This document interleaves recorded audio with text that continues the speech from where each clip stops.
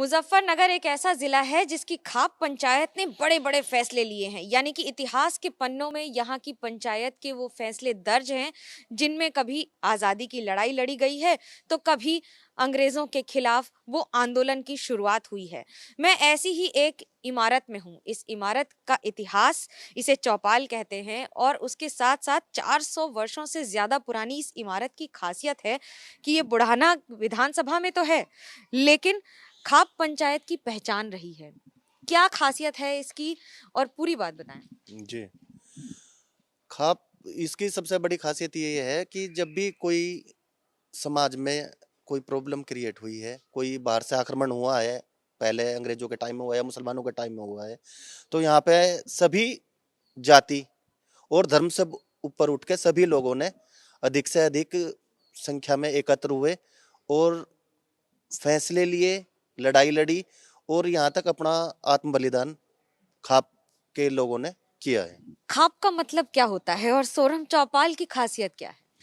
खाप का मतलब होता है, जो खाप शब्द है वो दो शब्दों से मिलकर बना है, खा और पे। खा का मीन्स होता है आकाश की तरह जो सर्वोच्च है, और पा का मीन्स होता है पानी, जो पानी की तरह सर्वग्राही है।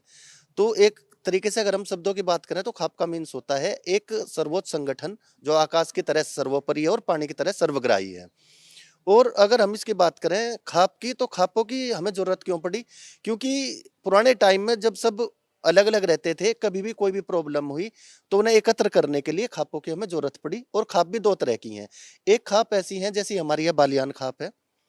बालियान खाप में जहाँ पे एक ही गोत्र की अधिकता है, और दूसरे होते हैं जिसमें गोत्र अलग अलग हैं पर उन्होंने जरूरत के हिसाब से कर लिया। जैसे हमारे यहाँ पे बतिस्सा खाप है, चौगामा खाप है, उसमें अलग अलग गोत्र के हैं पर वे भौगोलिक स्थिति के आधार पर एक दूसरे से जुड़े हुए हैं और वो अपना एक चौधरी बना के रखते हैं।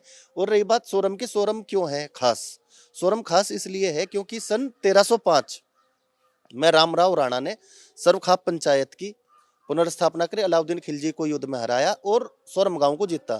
तब से लेकर आज तक एक मुख्यालय बनाया सोरम को, सर्वखाप पंचायत का।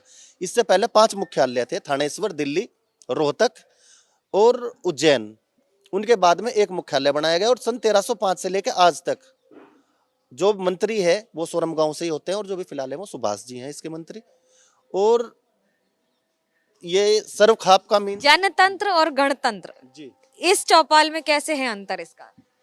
जनतंत्र और गणतंत्र में सबसे मेन अंतर यह है, सोरम चौपाल में गणों का मीन्स हो गया वहां पे कोई एक व्यक्ति विशेष प्रभावशाली नहीं होता। राजा तो होगा पर वो समिति से ऊपर नहीं होगा। गणतंत्र में एक समिति होती है जो फैसले लेती है, और आपके गणतंत्र में जो प्रजातंत्र की बात करेंगे, प्रजातंत्र में आपका राजा है, जैसा अभी प्रधानमंत्री है, तो वो निर्णय लेने के लिए सक्षम है, अपने आप निर्णय लेता है। वो बाध्यता नहीं है कि वो अपनी कमेटी की बात माने या ना माने।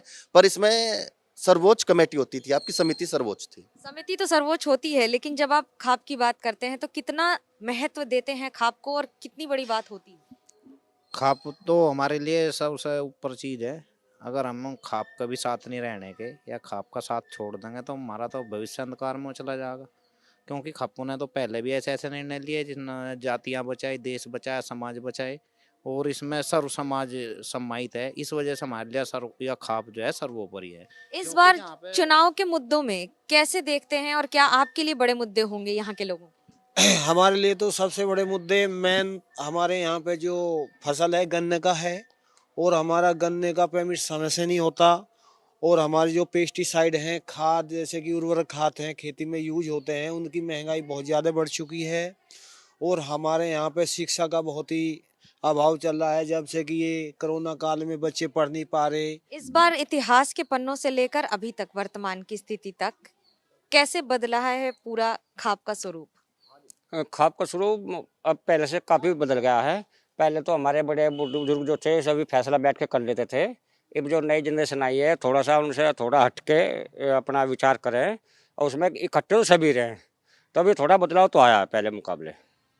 बदलाव आया है, परिवर्तन ही इसका नियम भी है, लेकिन इस इमारत ने अपने आप में ये हमेशा साबित किया है कि इसकी पहचान, इसका इतिहास है और भविष्य में भी इसे इसी तरह याद रखा जाएगा। कैमरा पर्सन सूरज पांडे और अभिषेक बेनीवाल के साथ मनोज्ञा लोईवाल, मुजफ्फरनगर, एबीपी न्यूज।